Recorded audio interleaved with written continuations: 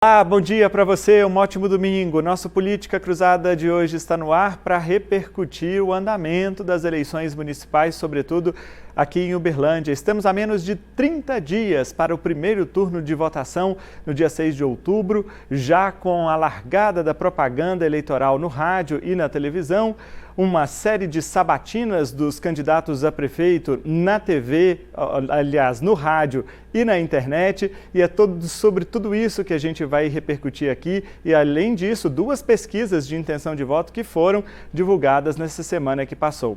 Eu estou recebendo aqui no nosso estúdio o colunista do portal Paranaíba Mais, jornalista Rogério Silva, e também o analista político César Honório Teixeira. Boa noite, bom dia aos dois, boa noite. Eu já estou assim, com a cabeça louca de tanta coisa nessa eleição. Bom dia, César. Bom dia, bem bom dia, 8 da manhã. Bom dia, é um prazer estar aqui novamente. Bom dia, César, bom dia, Cacheta. Bom, eu queria começar puxando com vocês. Nós tivemos aqui no portal Paranaíba Mais e na Rádio Educadora uma série de sabatinas dos candidatos, né? E a gente viu, as datas foram sorteadas, aquela história de sempre, eles tiveram ao mesmo tempo, mas os comportamentos são diferentes. César, você acha que com a campanha eleitoral no rádio e na televisão começando, a gente pode notar uma conduta diferente dos candidatos? É um marco importante para a mudança de comportamento, uma mudança de conduta das campanhas? Sim, sem dúvida, e é importante a gente frisar que assim, as redes sociais, as mídias digitais realmente, né, ganham a cada eleição mais importância, mas os canais tradicionais, vamos dizer assim, né, a propaganda de rádio e TV ainda continua sendo uma ferramenta muito importante, até porque é ali que o candidato mostra o posicionamento dele, é ali que ele consegue de forma mais estruturada apresentar as propostas dele, e dali também ele deriva outros conteúdos para as redes sociais. Então, eu entendo que a partir de agora, né, já tem os primeiros dias aí de propaganda eleitoral gratuita no rádio e na TV, a partir de agora a gente vai começar a ter um pouco mais de clareza, sobretudo sobre as principais propostas, os principais desafios e como cada candidato, especialmente a prefeito, vai se posicionar, né? Especialmente nos municípios maiores, onde tem, de fato, programa de rádio e TV gratuito. E onde não tem, o candidato acaba ficando prejudicado. A sabatina essa semana foi bem democrática, né? Todos participaram, inclusive aqueles que não têm representação no Congresso, a oportunidade deles mostrarem alguma coisa. Eu acho que a campanha está muito morna ainda. Muitos compromissos, muitas promessas sem base orçamentária. Aquela coisa, eu até publiquei essa semana, no final da semana, no Paranaíba Mais, essas promessas mirabolantes que não se sabe de onde se retira recurso, tarifa gratuita de transporte coletivo, contratação de médico, uma série de coisas que não se sabe de onde vem recurso para isso. Mas é o exercício da democracia, né? A seleção tem que ser feita pelo ouvido do eleitor. E aí os candidatos que já têm trajetória política, mais pé no chão, por já ter experiência de ter passado por gestão ou no executivo ou no legislativo, sabendo que as coisas não são bem assim, né? E acaba que o clima tá bem morno. Os resultados de pesquisa devem dar outro tom a partir dessa nova semana. Engraçado, eu tenho uma opinião sobre isso que você falou aí de promessa e compromisso que o candidato faz, um pouco diferente, porque eu acho que a campanha eleitoral, ela serve para ele se comprometer mesmo, para ele fazer promessa mesmo, para prometer. E assim, eu vejo que é uma forma como que o candidato tem de se posicionar. Então, por exemplo, eu tenho um grande problema da Avenida Rondon Pacheco, né? O problema dos alagamentos. Como cada candidato pensa em resolver esse problema, ainda que ele não saiba de onde que vai tirar o recurso, né? Porque se você for parar para pensar, os últimos investimentos que o Uberlândia fez, todos foram frutos de financiamento. a dívida de financiamento daqui para frente para se pagar ao longo dos próximos 20 anos é gigante, por conta de investimentos que foram feitos. Ou seja, então naquela ocasião ainda não havia recurso empenhado para fazer praticamente nada, mesmo assim as coisas foram se realizando. Então eu acho que vai muito assim, quando um tema que eu vi, que eu acho que foi sua pergunta a um dos candidatos, não me lembro qual candidato era, mas ele respondeu sobre guarda municipal, falou que queria propor, você lembra qual candidato? Guarda municipal é compromisso do Leonídio. Do Leonídio, que é a guarda municipal. Beleza, mas se vamos ter a guarda municipal em Uberlândia, esse é um tema que dá para aprofundar, porque a gente já tem Uberaba que tem, então nós temos um modelo aqui perto, quanto que custa isso? Só que Uberaba não tem agente de trânsito, aqui tem agente de trânsito, né? Então, como é que vai funcionar essa guarda? Nós vamos substituir os agentes de trânsito pela guarda municipal, então algumas coisas, igual eu vi uma vez, eu não sei se a Dandara voltou a falar isso, mas ela tinha falado aqui no Política Cruzada certa vez que o problema da Rondon era abrir o córrego São Pedro de novo. Né? Mas como? Sendo que hoje você passa 6 horas da tarde na Rondon com 4 pistas de cada lado e já não consegue andar direito. Então, são coisas assim que é o momento dos candidatos explicarem, olha, eu penso isso, mas como que você vai fazer? Mas a Guarda Civil, o SAMU, ainda são coisas factíveis, SAMU, porque né, já também existem em outras cidades, a gente sabe como é que comporta. Mas quando você se compromete, por exemplo, com a tarifa zero de transporte público, São Paulo tem tarifa zero aos domingos. Mas olha lá, um domingo, um dia de menor fluxo, a coisa funciona e tal. Mas você foi assumir compromisso de uma cidade de médio porte como Uberlândia, de ter tarifa zero? Eu acho que é importante a gente, o eleitor, separar bem o que é na hora de analisar, escolher papel em quem do vai prefeito. Votar. O primeiro, o papel do prefeito, e o segundo, o que aquele candidato pensa a respeito dos temas. Dos temas, Aí perfeito. eu concordo plenamente. Então, como eu penso em resolver o problema de alagamentos na Rondon Pacheco, que é um problema recorrente há décadas. Então, independentemente de onde virá o recurso, no caso da Rondon Pacheco, de fato, tem um problema, não é só dinheiro, já foi, inclusive, gasto muito dinheiro ali, e o problema ele é recorrente e tende a aumentar, porque esses eventos climáticos extremos tendem a serem mais frequentes. Né? Então, de fato, é um assunto que merece confrontar o que cada candidato pensa em fazer, independente dos recursos. Agora, de fato, acho que o eleitor tem que ficar assim atento, assim, né? Se não é uma coisa muito fora da casinha. Sabe a coisa de... vou citar aqui o sempre candidato, o Gilberto. Né? O Gilberto fala muito, né, de privilegiar o funcionalismo público, que é muito correto, e tem umas propostas extremamente ousadas, mas que realmente não dá para saber de onde sairiam os recursos. Assumidamente socialista, com questões de proletário. Mas tudo esse mais. identifica, Ele tá na causa dele. Você identifica Ele nem tenta enganar o eleitor, né? Ele faz a prova. Eu faria isso. Como? Da onde vai ser o dinheiro? É outra história. Engraçado que eu preciso aqui lembrar sobre isso. Na campanha do Gilmar, em 2012, havia uma proposta de ter o VLT em Uberlândia, e aquela imagem na propaganda da televisão do trem passando lá na Praça Tubal Vilela, né? E esse tipo de coisa que o eleitor tem que ficar desconfiado, que não é tão simples assim, não é tão um passe de mágicas que vai se resolver. Mas, César, eu queria puxar uma coisa que o Rogério falou para ouvir sua opinião. Ele disse o seguinte: a campanha está muito morna até aqui. Antes da gente entrar na questão política, pesquisa e tal, na sua opinião, quais deveriam ser os temas, os assuntos da campanha municipal aqui em Uberlândia que não estão acontecendo? Então, eu acho que, e as pesquisas mostram claramente, a questão da saúde é o tema ainda que mais interessa e mais preocupa o eleitor. Então, eu acho que esse tema ainda precisa ser melhor explorado. Eu acho que, basicamente, saúde e educação são os temas principais que são de competência direta do município, né? Dos municípios, de maneira geral, e que eu acho que em Uberlândia isso ainda precisa ser explorado de forma mais estruturada, né? Não uma proposta ali e outra acolá, mas, assim, como eu penso educação como eu, candidato, penso saúde.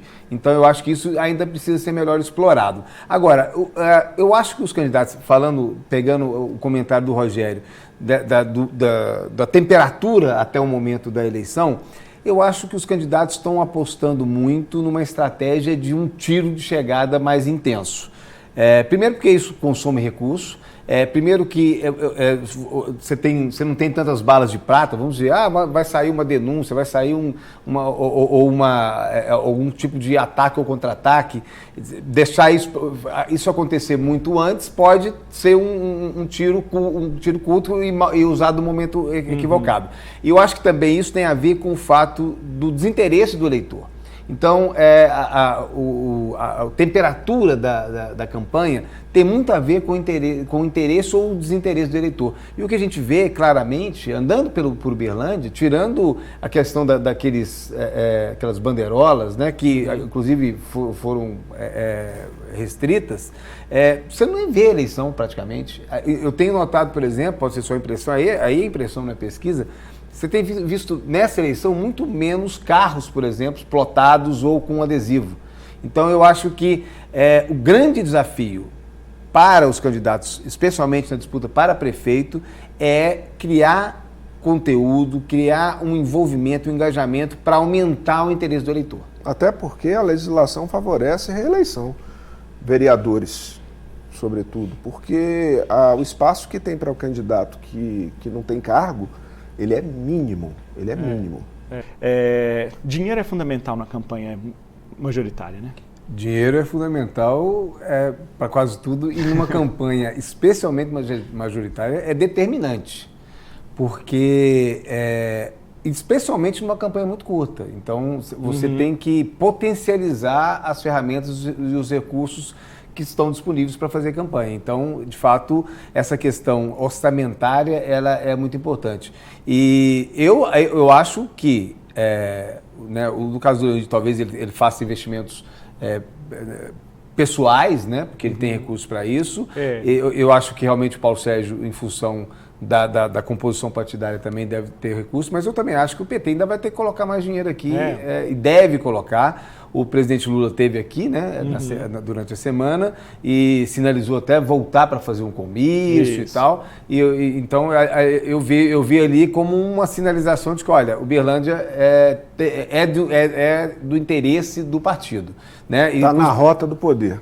E considerando que o PT, o PT não está no Rio de Janeiro, o PT, se a gente olhar para as capitais, especialmente na região sudeste, e o PT tem Goiânia, que tem uma candidata com potencial, mas se você olhar para as capitais, o PT tem poucos players do PT, poucos candidatos do PT, realmente com probabilidade, com chance de ganhar as eleições. Então o partido vai ter que pegar naqueles lugares que tem pelo menos o candidato que tem potencial para ir para o segundo turno e aumentar esse investimento. Dinheiro e apadrinhamento também, né? Porque além do Lula, o Zema teve essa semana fazendo um corre aí no estado e também aqui. Paulo Sérgio tem apoio do ex-presidente Bolsonaro, tem apoio do prefeito Odelmo, que é seu principal padrinho, tem apoio do governador? Do Zema. Com detalhe de que eu acho que é a primeira vez que o Zema realmente hipoteca apoio, claramente. E eu tive a oportunidade de perguntar isso para o Leonídio na sabatina. Ele contava com uma isenção do Zema nesse primeiro turno, né? Ele chegou até a ser bem contundente. No mínimo uma isenção. No mínimo uma isenção para se manifestar no segundo turno. E ele foi bem contundente quando ele disse assim: o governador é muito novo e não sabe qual é o peso de uma palavra num bastidor político. Mas disse que, se for eleito, vai ter uma relação harmoniosa com o Zema. Então foi um golpe. Para ele foi um golpe muito duro. Tudo bem, mas eu vi essa resposta aí, eu achei interessante. Porque fala assim, não, se for eleito prefeito, eu vou ter uma relação harmoniosa com o Zema. Mas e se não for eleito, ele é deputado?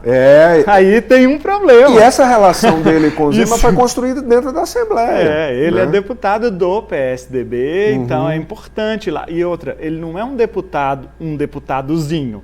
Ele é um deputado de 6 mandatos que conhece muito bem sistema da Assembleia e está na Comissão de Legislação e Justiça. Então, assim, o Zema... Sabe bem como atrapalhar, se for o caso. O Zema fez um negócio arriscado porque ele pode ter problema, não sei se o Leonid vai querer comprar essa briga, evidentemente, mas se ele quiser, ele tem condições de atrapalhar um pouco o Zema lá na Assembleia, né? Arriscado e surpreendente, né? Ele, em outras oportunidades, existia a expectativa dele, né? Não só em Uberlândia, mas em várias cidades, inclusive da região, ele hipotecar o apoio, né? E não fez, e dessa vez, surpreendentemente, tendo também o Leonídio, que é da base, né? Lá na Assembleia, ele optou por apoiar claramente, tem feito presença em favor do candidato Paulo Sérgio. Engraçado, isso, para mim, de todos os apoios, assim, o do Zema é o que mais chama atenção, porque, veja, o deputado Cristiano Caporeso, essa semana e a vida política dele toda é criticando o Zema. Mas critica, anteontem, sexta-feira ou quinta-feira passadas, ele fez um outro vídeo, mas criticando contundentemente o Zema, que falou uma coisa relacionada a armas e aborto. Falou que o tema da eleição não pode ser armas e aborto, que as pessoas querem saber de comida no prato e tal. Mas o Caporeso foi lá na tribuna da Assembleia e lascou com o Zema. Então, o Caporeso indicou o vice da chapa do Paulo Sérgio. Então, assim, não sei como é que está essa conversa lá. E, por outro lado... Tal do fogo amigo, né? O fogo amigo. Por outro lado, a gestão municipal aqui não foi muito a parceira e amiga de Zema no passado. Veja aquele caso histórico do IPI da Souza Cruz, que está na justiça e volta e rebate e tal. Então, quer dizer, é um apoio eleitoral mesmo, né? É uma negociação para as eleições. Que deve ter, a gente não sabe dos bastidores, deve ter relação com a estratégia do governador... Para 26. Para 26, né? Eu acho que já está muito clara a estratégia dele, no sentido de que ele sai, a vontade dele é sair para presidente, né, como candidato a presidente, senão ele já deixou claro que vai disputar a eleição, deve sair para o Senado, por exemplo, né, tanto que está preparando o vice-governador, tem andado com o vice-governador. Ou se apresentar como opção de vice para compor alguma chapa também. Sempre é uma opção. Assim. Engraçado que o vice-governador, professor Matheus, ele tem se viabilizado, ele tem conseguido esse intento do Zema, no sentido de botar ele para fazer as coisas. Sexta-feira mesmo, teve um evento em Araxá, é a cidade do Zema. Quem foi representando o Estado foi o vice-governador. Eles dividem a agenda para se multiplicar. Mas engraçado isso, porque ele tem conseguido entrar, conversar com a classe empresarial, conversar com as instituições, se posicionar na imprensa para falar com o público. Não sei se o futuro dele é o governo de Minas, mas ele tem um futuro político, está claro ali, né? Eu acho que isso tem muito a ver com expectativa de poder. Então, assim, como o Zema já sinalizou claramente que vai disputar a eleição, na pior das hipóteses, o vice-governador vai assumir aí durante 8 meses, né, como governador, sendo ou não candidato à reeleição já na cadeira de governador. Portanto, aquela coisa, sabe o que nem está acontecendo nos Estados Unidos do Joe Biden, que não é candidato à reeleição e tem o termo pato manco, né? Que as pessoas já falam, esse aqui já foi. O contrário também é verdadeiro, né? Quando já existe uma expectativa de poder para aquela liderança política, a atenção a ela tende a aumentar. Vamos fazer um rapidinho intervalo comercial. Na volta a gente continua esse papo aqui sobre as eleições municipais aqui em Uberlândia. A gente fala também sobre as últimas pesquisas de intenção de voto. Vamos saber como que os candidatos reagiram aos números que foram publicados nessa semana que passou. Instante só, a gente volta já já. O Grupo Paranaíba vem se transformando, uma evolução constante para chegar no que somos hoje, multiplataforma. Bem-vindos ao Paranaíba Mais, um novo portal de notícias conectado na sua região. Agilidade, navegação interativa, uma experiência completa para o público. Novos formatos de distribuição de mídia, conteúdo sobre política, economia, cidades, comportamento, entretenimento e muito mais. Para você, o melhor da gente sempre. Acesse www.paranaibamais.com.br. Conectado com sua região. Criadores de soluções. Aqui a gente customiza, testa, provoca e desenvolve maneiras únicas de gerar conexões incríveis. Transformamos telespectadores e ouvintes em clientes, seguidores em parceiros e ideias em ações. É isso que o Grupo Paranaíba faz. Na rádio, na TV, no digital. Estamos em todos os lugares. Somos Omnichannel. Todos os dias proporcionamos experiências surpreendentes através de conteúdos atuais, plurais, inclusivos e que geram resultados impactantes. Que tal experimentar? Grupo Paranaíba, conteúdo que conecta. Sabe o que mais toca nosso coração? É ver você acompanhando dia a dia nossa audiência. Seja no ritmo do nosso canal ou no entretenimento e informação da nossa TV. Nosso orgulho é ser a voz que se conecta aos seus sentimentos, que transforma seu mundo e sua vida. Grupo Paranaíba, 45 anos conectados na sua emoção. O Agro Paranaíba foi criado para você que quer entender melhor o universo do agronegócio na nossa região. Uma proposta inovadora que proporciona discussões sobre o setor agropecuário e suas implicações econômicas, sociais e ambientais. De forma dinâmica e abordagens relevantes, nós levamos para você as principais notícias do agro. Todo domingo, às 10 da manhã, eu, Bruno Marques, tenho um encontro com você aqui na TV Paranaíba. Até mais. De volta aqui no Política Cruzada deste domingo, hoje falando sobre as eleições municipais. Eu estou recebendo aqui no nosso estúdio os analistas Rogério Silva e César Honório Teixeira. Bom, gente, falava no bloco anterior, né? Nós tivemos duas pesquisas de intenção de voto que foram divulgadas, né? Uma delas foi divulgada, contratada pela TV Integração, a outra foi pela campanha do candidato Paulo Sérgio, salvo engano, pelo menos eu tenho visto na propaganda eleitoral de rádio e TV ele divulgar. Então acredito que tenha sido encomendada por ele. No registro está a iniciativa do próprio Instituto. Ah, do próprio Instituto? Uhum. Então, mas enfim, está divulgada, está publicada, a gente pode comentar aqui. Inclusive eu quero dizer a você, telespectador de casa, eu vou colocar aqui o QR Code que vai te dar acesso direto ao portal Paranaíba Mais. Lá tem esses números do IPEC que a gente vai falar aqui agora. Então, se você quiser ver algum detalhe sobre o número que a gente vai comentar, ou então os dados obrigatórios que a gente precisa mostrar quando estamos falando em pesquisa eleitoral, você consegue colocar lá. Por exemplo, o número de registro da pesquisa, a margem de erro, nível de confiança, a quantidade de eleitores entrevistados e também o público, o período da coleta de dados. Bom, César, 34 para o Paulo Sérgio, 26 e 18. 26 Dandara, 18 Leonide. Te surpreendeu de alguma forma?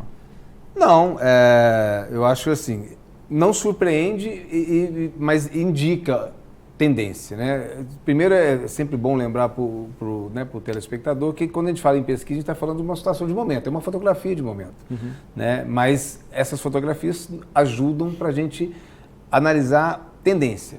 E nesse viés de tendência, ficou claro que houve um descolamento. Antes estava realmente embolado mesmo, um empate técnico muito claro, e agora houve um descolamento em favor do candidato Paulo Sérgio, que no limite da margem de erro, se você pegar o limite da margem de erro de Dandara e Paulo Sérgio, gera uma aproximação, mas agora pode-se falar que Paulo Sérgio lidera a disputa pela Prefeitura de Uberlândia. Lembrando que sempre Uberlândia é uma disputa que tende a ser em segundo turno. Então, esse cenário dessa pesquisa indica, primeiro, muito provavelmente, ao que parece, Paulo Sérgio estará no segundo turno. Né? Que aí é uma outra história que a gente vai falar depois. Dandara também tem boas chances de estar no segundo turno, que também já era uma expectativa que a gente já falou sobre isso, por ser praticamente a única candidata mais à esquerda.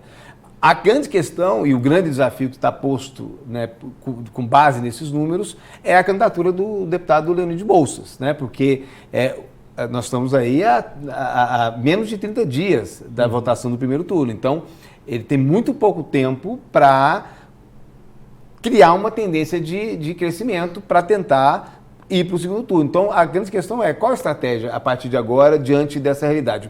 Porque o Leonídio, ele oscilou dentro da margem de erro, né? Na pesquisa da Paranaíba, estava com 20, mas oscilou para 18, para baixo. Então, isso pode indicar uma tendência de queda. Com certeza não indica uma tendência de crescimento. Então, agora, a grande questão é qual será a estratégia? O Leonídio vai ter que começar a bater, né, entre aspas, na candidatura do PT, da deputada Dandara, porque agora, para ele, nesse momento, é uma disputa para tentar viabilizar estar no segundo turno. Pelo menos é o que aponta esses estudos de momento. Eu sempre analisei que os dois candidatos de mesmo espectro político, Paulo Sérgio e Leonídio, eles estariam se preservando durante o primeiro turno, por necessitar, pela possibilidade de um precisar do outro. Origens semelhantes, empresários, entidades de classe, participaram do mesmo governo juntos e tal. E isso talvez tenha dado esse tom da temperatura morna da campanha até aqui. Qualquer um dos dois gostaria de ir para o segundo turno com a Dandara, certo? Porque crava diretamente a posição de cada um no espectro do eleitorado. Só que isso está se revelando agora como uma estratégia que tem que mudar, porque agora é salvar a própria pele dentro do primeiro turno, não é mais vislumbrar o segundo, né?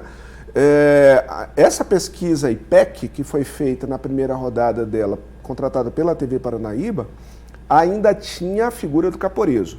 Isso. O Caporeso figurava com 8 pontos. O apoio do Caporeso ao Paulo Sérgio mostrou uma atitude correta do comando de campanha. Aqueles votos migraram, né? Sim. Convergiram para o Paulo Sérgio. A Dandara teve um crescimento. Foi dela esse crescimento, levando em consideração que o Instituto é o mesmo, só que agora é contratado pela TV Integração. E o Leonídio oscilou para baixo, né? Ela oscilou para cima e ele para baixo. Então... qual é o recado que foi passado aí? Você tem que se movimentar, né, e saber em quem você vai bater agora para poder crescer. Esse bolo só cresce se bater, né? Então, para que lado você vai? Você vai bater no candidato que pode ser um aliado seu no segundo turno? Você vai bater numa adversária de outro lado político? Do jeito que está, não vai ficar não, porque quando chegar perto da eleição, a gente vai ouvir aquela coisinha que sempre bate a nossa porta perto da eleição, voto útil, né? Tem 3 candidatos, mas tem um que não tem muita chance mais, você corre para o voto útil, né? Então esse movimento ele tem que ser feito agora, a partir dessa semana. E o que é o problema do voto útil?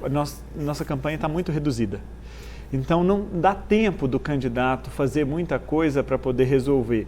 Se a tendência for de queda, as próximas pesquisas, por exemplo, mostraram em queda, já é um sinal assim, não é amarelo mais, é vermelho, de que pode haver voto útil. Eu vou citar um exemplo aqui recente não, né? Tem algum tempo, o Odelmo foi eleito em 2004, reeleito em 2008. Né? Na campanha de reeleição do Odelmo, ele disputava com o Wellington Prado e o deputado João Bittar, que tinha como vice o tenente Lúcio. No início da campanha, tudo se convergia para ir Odelmo e João Bittar para o segundo turno, até porque ele tinha sido adversário da campanha anterior e ido para o segundo turno na anterior. Né? O que aconteceu? O Wellington foi crescendo com o apoio do PT, do governo federal na época, e estava muitíssimo bem avaliado. E aí o João Bittar terminou com 5%. 5% lá na urna. Abriu a urna e ele tinha 5%. Então, o eleitor migrou. O eleitor migrou e o Odelmo acabou ganhando no primeiro turno. É porque é incrível, né? Mas ainda tem aquela coisa de que eu não vou perder meu voto, né? Voto tem que ser por convicção, né? Não é uma Sobretudo aposta. no primeiro turno. Pelo menos no primeiro turno. Exato, sobretudo no primeiro turno. Então, assim, o voto tem que ser convicção e não por utilidade, ou por falar, não, eu apostei, eu acertei. Não perdi meu voto. Não perdi meu voto, eu acertei em quem estava. Então, mas ainda existe a filosofia. Agora, a se ver a tendência aí, né, na próxima semana, especialmente daqui 2 semanas, por exemplo. Se essa tendência continuar, aí já a campanha do Paulo Sérgio, por exemplo, já deve começar, inclusive, a vislumbrar uma possibilidade de ganhar no primeiro turno. Exatamente, né? mas então, é por aí. E reforçando o que o Rogério falou, de fato, tanto para Paulo Sérgio quanto para Leonídio, o ideal é um segundo turno com a Dandara, porque marca muito claramente as posições e também as pesquisas, todas elas mostraram que a rejeição à Dandara praticamente é mais que o dobro, né? Da rejeição. A rejeição da Dandara é 35%, é uma rejeição perigosíssima, né? Mas antes de falar da rejeição, ainda só para a gente terminar a intenção de voto, se você observar, os 2 pontos que o Leonídio perdeu foram os 2 que a Dandara cresceu. Qual que seria, talvez analisando por alto assim, a melhor estratégia dele agora, e ainda puxando um gancho no que o Rogério falou? Porque ele tem um eleitor muito parecido com o eleitor do Paulo Sérgio, né? O eleitor do Leonídio é parecido com o do Paulo Sérgio. Ainda que ele, eventualmente, possa chegar num segundo turno e enfrentar o Paulo Sérgio no segundo turno, talvez o melhor investimento que ele podia fazer agora é atacar a Dandara, para tentar estancar o crescimento da Dandara. Estancando o crescimento da Dandara, talvez ele ainda tenha uma chance de recuperar esses 8 pontos de diferença que está entre os 2. Agora, essa outra pesquisa, que foi iniciativa própria do Instituto, é um instituto, parece que de Rondônia, não é tão conhecido como o IPEC chama Perfil Instituto, ele já apontou um negócio diferente. Tanto a Dandara quanto o Leonídio estão com 21%. Então, seria o quê? O Paulo garantido. E o Paulo garantido no primeiro turno, eu acho que eu comentei com vocês aqui naquela primeira ocasião que a gente sentou para discutir as eleições. É uma obrigação. É uma obrigação. Com esse monte de apoio, ele tem uma obrigação. A obrigação, o prefeito Adelmo saindo com 60% de aprovação, não conseguir levar o candidato para o primeiro turno, seria um absurdo, uma coisa assim impensável. Então, para mim não me assusta em nada. A dúvida é quem disputaria o segundo turno com ele, se é o Leonídio ou a Dandara. E o Leonídio ainda tem um pouquinho de chance, assim na minha opinião, observando, agora a gente entra na rejeição. Ele tem a menor rejeição, a Dandara tem a maior rejeição. Qual a diferença de um para o outro? Bom, se a gente olhar a rejeição do Paulo, ela é menos problemática. Apesar de ser 14 pontos, ela é menos porque ele é mais desconhecido. É menos da metade da rejeição da Dandara. Mas ele é desconhecido. Agora, você pega uma rejeição de 35% de uma pessoa que já é conhecida do público, vereadora, deputada, é uma rejeição que não vai... De um grande partido. Que não vai tornar a intenção. O Paulo com 14 e o Leonídio com 12 tem possibilidade ainda de trazer, de mudança de voto, porque a própria pesquisa pergunta, você tem possibilidade de mudar de voto? Quase a metade ainda tem possibilidade de mudar de voto. Outra coisa que a gente tem que observar ainda é que com a campanha mais curta, o tempo, a visão do tempo ela é diferente. Por exemplo, se você está falando aqui hoje, a gente está conversando há cerca de 30 dias do segundo turno, é como se fossem os 60 dias do segundo turno em eleições passadas. Então, na perspectiva, por que eu estou falando isso? Porque a propaganda eleitoral no rádio e na televisão começou, gente, dia 30 de agosto. Essa pesquisa do IPEC, por exemplo, ela foi coletada de 1º a 3 de setembro, com 3 dias de propaganda no rádio e na TV. Então, ainda não trouxe nem esse impacto do rádio e na TV nas campanhas.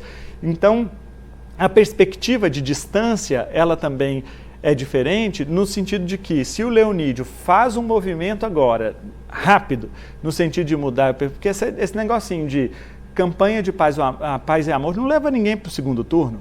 Você pode ver a história, pode ver o que está acontecendo hoje no país, né? São Paulo, sobretudo, né? Né? Agora, também tem que avaliar e calcular até que ponto ele pode ser atacado, porque qual é o tamanho do teto de vidro dele? Ele tem teto de vidro? Né? Mas aí é aquela história, né? Fazendo uma analogia com o futebol, né? Perdido por 1, perdido por 3, por 4, por 5. Né? Então, assim, eu acho que, falando especificamente de estratégia para a campanha do Leonídio, não tem muito o que fazer, vai ter que subir a temperatura. Né? E quais as estratégias, que recursos eles vão usar, né? Aí é outra questão, mas que de fato, esse movimento que veio até agora, ele vai ter que mudar, porque agora é uma disputa para quem vai estar no segundo turno com o Paulo Sérgio. Então, e o tempo é muito curto. Então, essa estratégia tende a mudar e deve mudar bem rápido. Temos 2 rodadas importantes de entrevistas a partir de amanhã. Balanço geral na semana seguinte no Jornal Paranaíba. Temos debate aqui na TV Paranaíba, aqui nesse estúdio, dia 28. 28. De 28, é um horário nobre, um sábado à noite, 9 horas da noite, cedo, né, para isso. Então, são oportunidades que virão pela frente e que a gente vai conseguir medir direitinho esse termômetro para saber para que lado isso vai. Certamente nas entrevistas para a TV Paranaíba, esse tom já vai ter mudado. Certamente, na semana que vem. Certamente o eleitor já vai começar a observar uma mudança de estratégia. E o debate dia 28 é véspera, né? Então, assim, é uma expectativa. Especialmente para saber se quem vai participar de fato do debate, né? Óbvio que Dandara e Leonídio têm todo o interesse, agora, né, a TV Paranaíba convidou os 3 que são aptos pela legislação eleitoral, né? Paulo Sérgio, Dandara e Leonídio. E os 3 firmaram compromisso. Os 3 até agora firmaram compromisso de que virão. Vai ser bom de assistir, vai ser interessante. É engraçado isso, porque você vê que muda muito a intenção de voto, ela vai mudando no decorrer do tempo. E tem um dado importantíssimo, que é a espontânea. A espontânea ainda é importante para esse momento que a gente está vivendo, porque na espontânea do IPEC, ainda nós estamos falando de 22% que não sabem em quem mede votar. o nível de conhecimento. Nível de conhecimento. Aí a importância da propaganda eleitoral no rádio e na televisão e das entrevistas que ocorrem, porque você abre um espaço maior para o candidato conversar com o telespectador, com o público, falar, projetar as ideias dele, porque esse tempo no horário eleitoral gratuito é muito curto, muito reduzido, mas também é muito importante, porque ele pega o telespectador de surpresa, né? Você está assistindo uma novela que você gosta, um jornal que você gosta, e ali no meio entra uma inserção do candidato. Então, mas esse número de indecisos ainda vai mudando. Se você olhar também na estimulada, nós estamos falando de que 8% de indecisos. 8% decide essa segunda vaga do segundo turno que ainda está aberta. Né? E a mesma coisa os indecisos da espontânea. Então, eu acho que ainda tem bola para jogo. Tem, mas falando da questão do nível de desconhecimento, eu acho que ainda assim Paulo Sérgio e Leonídio levam vantagem, especialmente o Paulo Sérgio. Eu acho que, principalmente. Eu acho que ele ainda tem um potencial de crescimento a partir do momento que ele passar a ser mais conhecido, isso tende a aumentar, diferente da Dandara, que apesar de ser uma política bem mais nova, o nível de visibilidade e também assim, a competência na gestão de redes sociais, né? E a visibilidade que ela tem conquistado como deputada federal, né? Dentro de um governo do partido dela, então o nível de conhecimento dela já é bastante alto. Então, isso também é um desafio. O desafio da candidata do PT é combater o argumento de falta de experiência e, especialmente, a rejeição ao partido. Então, já Paulo Sérgio e Leonídio têm esse espaço para trabalhar essa questão do nível de conhecimento, podendo pegar esses 8% que estão indecisos ou até tirar ali do outro candidato. Você acha que a Dandara pode conseguir colher algum fruto dessa inauguração do Hospital de Clínicas da UFO durante a campanha eleitoral? essa história tem um pai, né? O Wellington Prado destinou muita emenda para esse hospital. Ele disse que foram as emendas que garantiram a obra, mas quem veio inaugurar foi o Lula, né? Sei pela distância do dia da eleição, né, para 30 dias, é difícil cravar isso. E o Hospital de Clínicas, a gente tem tanta queixa, tanta reclamação, mas sem ele seria tão complicado, tão difícil gerir saúde pública regulada pelo SUS, como é feito. Eu acho que pela distância da eleição, essa capitalização ela vai ser baixa. Não acredito no faturamento muito alto, não.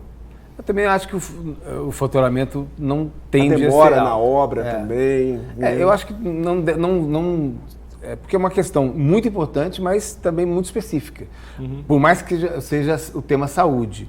Então eu acho que tende sim a Dandara absorver e conseguir algum dividendo político, né, revertido em voto por conta dessa questão, porque, de novo, né, ela já colocou rapidamente nas redes sociais o presidente Lula falando, até sinalizando que pode voltar a Uberlândia para uma agenda política em favor dela. Então, isso tem algum peso, né? Mas também acho que, em função da distância para a eleição, acho que não seria um peso capaz de inverter, por exemplo, a liderança numa pesquisa. Né? Lembrando que o IPEC, né, a pesquisa IPEC é anterior à visita do presidente à cidade. Mas ainda vamos ter que esperar um pouquinho para ver o que isso vai gerar de fato de dividendo. Pouquinho de tempo que a gente ainda tem aqui para caminhar para o fim, eu queria falar sobre a campanha de vereador, a proporcional. Nós temos mais de 530 candidatos a vereador, número bem menor do que na eleição passada, mas isso por conta da legislação que se alterou. Agora, cada partido só pode lançar 28 candidatos, que são as 27 cadeiras, a quantidade de cadeiras que tem na Câmara, mais uma, né? Então, 28. Mas mesmo assim, teve muito partido com dificuldade. E eu preciso citar o exemplo aqui da Rede, do Rede Sustentabilidade. Ali você tem o principal nome da oposição ao governo, que é o vereador Murilo, praticamente sozinho, com uma chapa de 19 candidatos. Tem ainda sozinho, que eu quero dizer no sentido de... expressão, né, de voto. Talvez um ou outro nome ali que fica no segundo, terceiro colocado, mas para conseguir fazer uma quociente de 13 mil, quase 14 mil votos, é difícil, né? Ele, o vereador, né, por ter mandato, teria que ficar pelo menos na casa dos 6, 7 mil para fazer a metade ali do quociente. Metade do quociente para começar.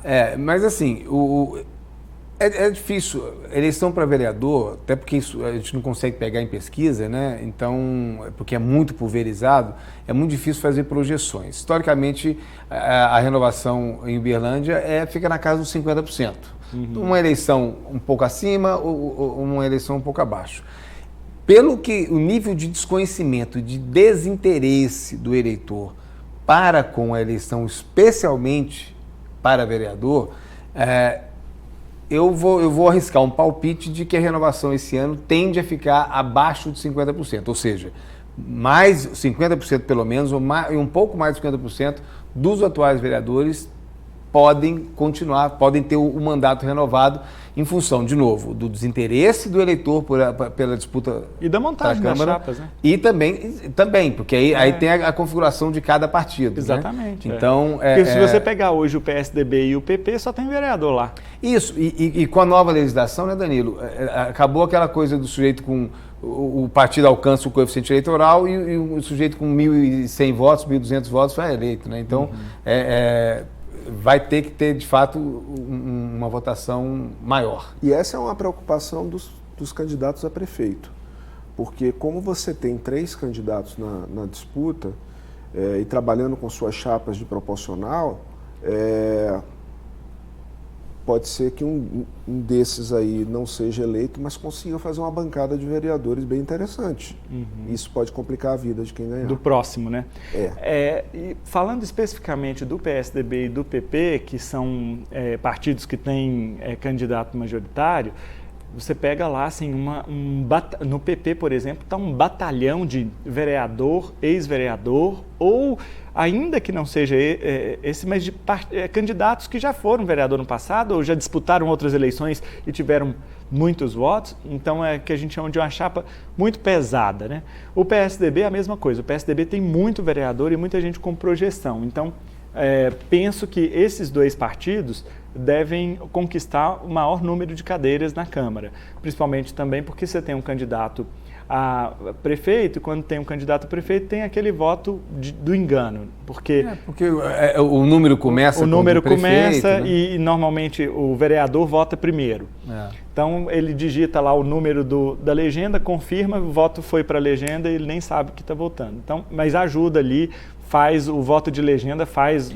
Nisso vale para o PT também, né? Vale para o PT também, vale. Aliás, o PT, historicamente, tem um voto de legenda mais alto que os outros partidos, né?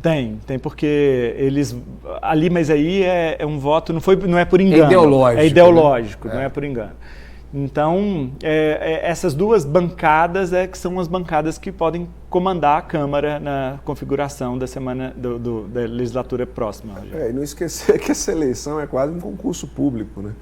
Porque o vereador vai ganhar a partir de 1º de janeiro mais de 25 mil reais 27. 27 mil reais de salário. É um concurso público. Um bom concurso público. O que eu acho assim, que a disputa para vereador, nós vamos ter surpresas, aquele sujeito que você nunca ouviu falar e que acabou sendo eleito.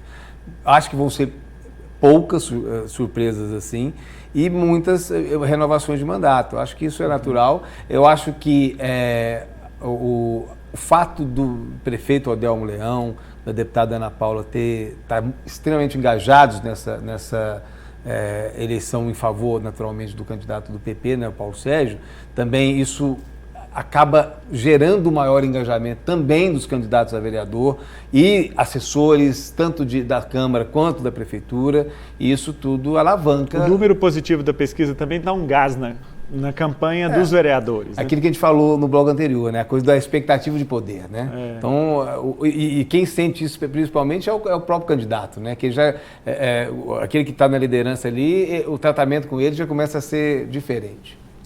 Gente, nosso tempo voou. Quero muito agradecer a presença de vocês. Obrigado, César. Volte outras vezes, viu? Prazer sempre. Obrigado, Rogério. Obrigado a todo mundo ligado no Balanço Geral. Amanhã começa a rodada de entrevistas com os candidatos. Rodada de entrevistas dos candidatos começa, portanto, na semana que vem. E eu já quero chamar agora o Victor Fernandes, que vai trazer para a gente os destaques da semana, a visita do presidente Lula a Uberlândia, e vai falar agora para a gente, né, Victor, a agenda das entrevistas da sabatina no Balanço Geral, como que ficou a ordem da participação de cada um dos candidatos. É com você, Victor. Bom dia. Pois é, Danilo, semana movimentada, o Grupo Paranaíba começou as sabatinas com os candidatos pela Educadora FM e pelo portal Paranaíba Mais. Na semana que começa neste domingo, hoje, o Balanço Geral vai receber os candidatos à Prefeitura de Uberlândia para sabatinas com o apresentador Rafael dos Anjos. Vamos conferir a agenda então. Amanhã, na segunda-feira, a sabatina começa por Daphne Preta, do PRTB. Na terça-feira, no dia 10, Paulo Sérgio, do Progressistas, estará no Balanço Geral. Na quarta-feira, no dia 11, é a vez de Gilberto Cunha, do PSTU. Na quinta-feira, dia 12, Leonídio Bolsas, do PSDB, estará com a gente. E na sexta-feira, no dia 13, é a vez de Dandara, do PT. Lembrando que o Grupo Paranaíba realiza seu debate com os candidatos à Prefeitura de Uberlândia no sábado, no dia 28 de setembro. Bom, e depois de 14 anos de espera, a ampliação do Hospital de Clínicas da Universidade Federal de Uberlândia foi inaugurada na última semana. Autoridades locais, regionais e até o presidente da República, Luiz Inácio Lula da Silva, participaram da cerimônia de inauguração do novo pronto-socorro. O primeiro a discursar foi o reitor da Universidade Federal de Uberlândia, Walter Steffen. Ele explicou que, com o término da obra, o desafio agora é equipar totalmente a nova estrutura do Hospital de Clínicas. A EBSER, o Ministério da Educação e o Ministério da Saúde estão empenhados na obtenção dos recursos necessários para equipar esse novo espaço hospitalar à altura de sua missão. O novo pronto-socorro do HC teve a licitação realizada em 2010. A execução começou em 2012. 4 anos depois, em 2016, as atividades foram paralisadas e a UFO anulou o contrato com a construtora em 2018. O impasse durou até abril de 2019, quando a instituição sinalizou a retomada da construção, mas a necessidade de uma quantia avaliada em 25 milhões interrompeu mais uma vez os trabalhos. A obra só foi concluída depois que o deputado Wellington Prado, do Solidariedade, enviou mais de 130 milhões de reais em emendas impositivas para a conclusão do anexo do hospital. Ele discursou no evento também. 2020 foram 20 milhões de reais, perdeu porque não tinha assinado. 2021, 10 milhões de reais. 2022 foram 50 milhões de reais com a ajuda do presidente Pacheco. 2023, 51 milhões de reais, a maior emenda da história. 2024 eu coloquei o restante, a emenda impositiva individual, 130 milhões de reais para concluir a obra. O último a falar foi o presidente Lula. Ele cobrou os ministros presentes para que a unidade seja colocada logo em pleno funcionamento. Não vamos daqui a algum tempo deixar que a imprensa venha fazer uma fotografia dizendo que o hospital foi inaugurado, mas tem mais da metade que não está funcionando. Nós temos que fazer ele funcionar plenamente. Pois é, e no dia seguinte em que esteve em Uberlândia, Lula teve que demitir Silvio Almeida do Ministério dos Direitos Humanos e da Cidadania. A decisão foi assinada pelo presidente já no fim do dia. Silvio Almeida foi acusado de ter cometido assédio sexual contra várias mulheres, inclusive a ministra Aniele Franco, da Igualdade Racial. A demissão foi confirmada em nota oficial divulgada pela Secretaria de Comunicação Social da Presidência. A nota diz que Lula considera insustentável a manutenção do ministro no cargo, considerando a natureza das acusações de assédio sexual. A Polícia Federal abriu de ofício um protocolo inicial de investigação sobre o caso. A Comissão de Ética da Presidência da República também abriu procedimento preliminar para esclarecer os fatos. A decisão foi tomada depois que Lula se reuniu com o Silvio Almeida no Palácio do Planalto. O ministro nega todas as acusações. Por hoje é isso, Danilo. Um bom domingo para você. Eu lembro a você que a íntegra deste programa já está disponível no nosso canal do YouTube, é o canal da TV Paranaíba, e você também acompanha todas as notícias de Uberlândia, região e principalmente das eleições municipais no Paranaíba Mais. Pode acessar paranaibamais.com.br e ficar por dentro de tudo o que acontece por aqui. Uma boa semana para você, um bom domingo e até domingo que vem.